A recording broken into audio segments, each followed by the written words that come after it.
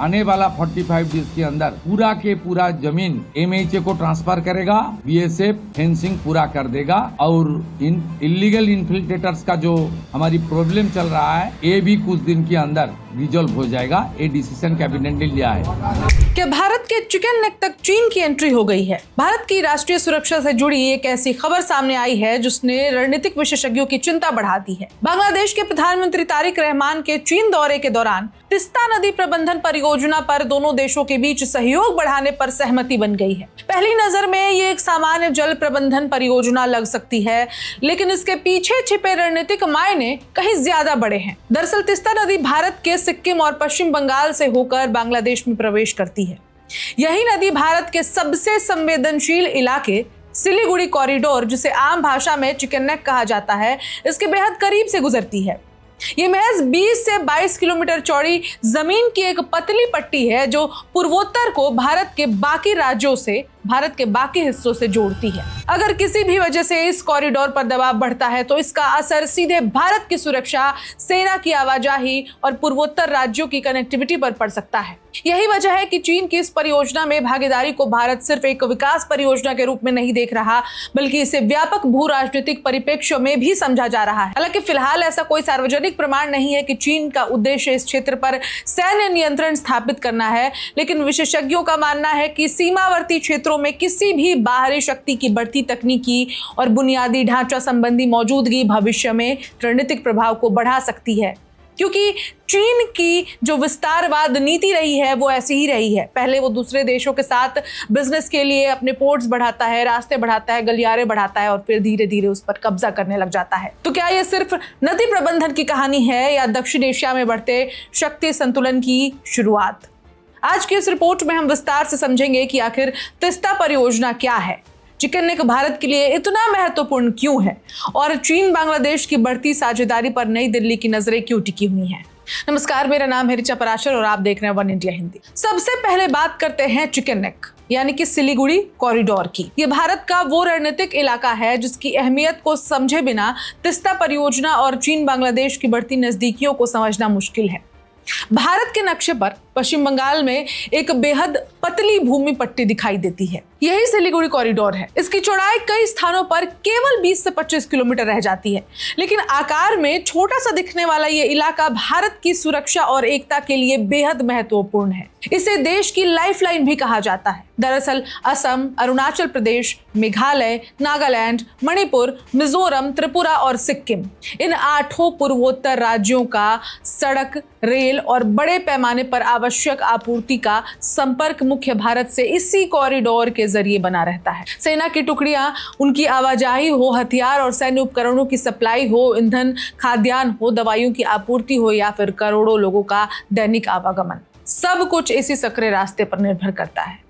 अगर किसी युद्ध, प्राकृतिक आपदा या किसी अन्य संकट की स्थिति में ये कॉरिडोर बाधित हो जाए तो पूर्वोत्तर भारत का बाकी देश से संपर्क गंभीर रूप से प्रभावित हो सकता है।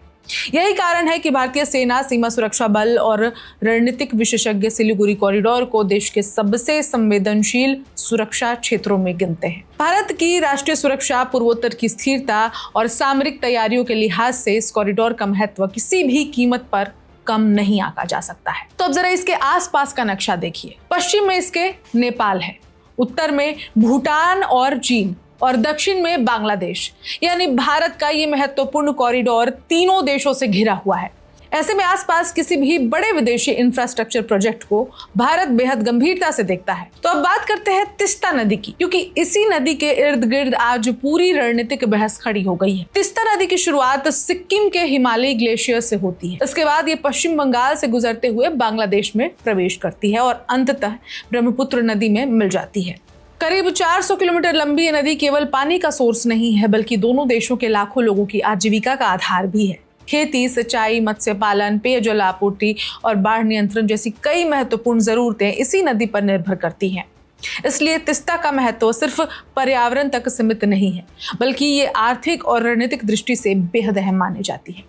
इसी वजह से बांग्लादेश पिछले कई वर्षों से तिस्ता के पानी में अधिक हिस्सेदारी की मांग करता है। वर्ष 2011 में भारत और बांग्लादेश के बीच जल बंटवारे का एक मसौदा तैयार किया गया था। प्रस्ताव के अनुसार भारत को लगभग 42.5% और बांग्लादेश को 37.5% पानी मिलने की व्यवस्था की गई थी। लेकिन भारत में जल राज्यों का विषय होने के कारण पश्चिम बंगाल सरकार ने इस समझौते पर आपत्ति जताई। नतीजा ये हुआ कि ये समझौता आज तक लागू नहीं हो पाया और तीस्ता जल बंटवारे का मुद्दा दोनों देशों के बीच लंबित बना हुआ है, यानी कि लंबे समय से लटका हुआ है। यहीं से कहानी में चीन की एंट्री होती है। बांग्लादेश ने Teesta river comprehensive management and restoration project यानी कि TRCMRP शुरू किया है। इस महत्वाकांक्षी प्रोजेक्ट का इस परियोजना का उद्देश्य नदी की गहराई बढ़ाने के लिए ड्रेजिंग, बाढ़ नियंत्रण, जल संरक्षण, सिंचाई नेटवर्क का विस्तार और नदी किनारों को मजबूत करना और आसपास के क्षेत्रों का समग्र विकास करना है।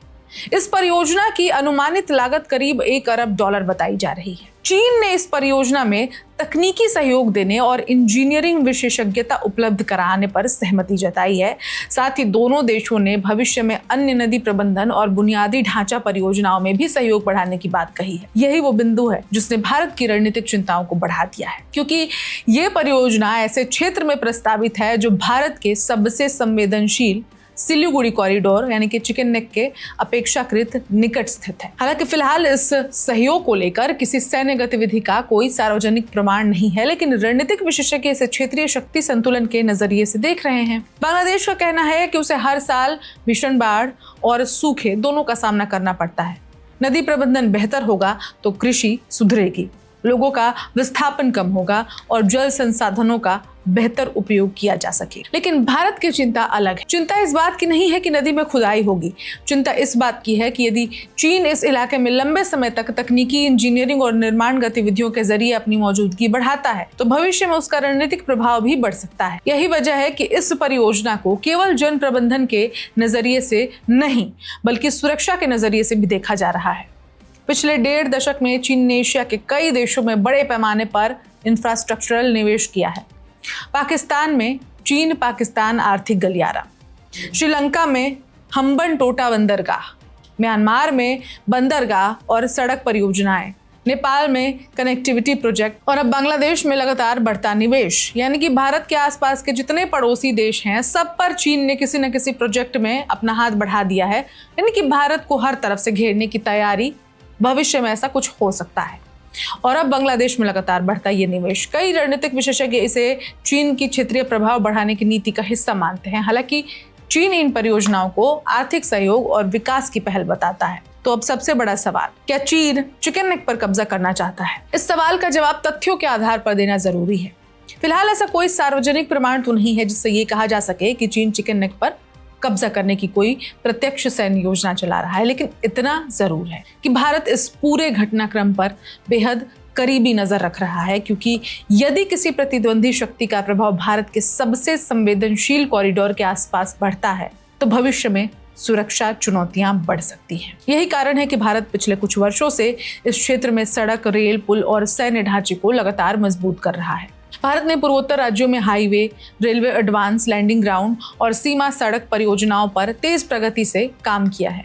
इसके अलावा बांग्लादेश के साथ वैकल्पिक कनेक्टिविटी भी विकसित की जा रही है ताकि किसी आपात स्थिति में केवल सिलीगुड़ी कॉरिडोर पर निर्भरता कम की जा सके। दूसरी ओर भारत और बांग्लादेश के रिश्ते भी बहुआयामी हैं। दोनों देशों के बीच व्यापार, ऊर्जा, सुरक्षा और सीमा प्रबंधन में लगातार सहयोग हो रहा है। इसलिए किसी एक परियोजना को दोनों देशों के रिश्ते का अंतिम पैमाना मानना भी उचित नहीं होगा। हालांकि ये भी सच है कि दक्षिण एशिया में चीन का बढ़ता निवेश भारत के लिए रणनीतिक चुनौती बना हुआ है। यही वजह है कि नई दिल्ली हर ऐसे कदम पर सतर्क नजर रखती है जो उसकी सुरक्षा या क्षेत्रीय संतुलन को प्रभावित कर सकता है। फिलहाल तीस्ता परियोजना को लेकर जो समझौता हुआ है वो जल प्रबंधन और तकनीकी सहयोग से जुड़ा है, लेकिन इसकी भौगोलिक स्थिति और चीन की भागीदारी इसे सामान्य विकास परियोजना से कहीं अधिक महत्वपूर्ण बना देती है। आने वाले समय में ये देखना दिलचस्प होगा कि भारत इस बदलते समीकरण का जवाब किस तरह देता है।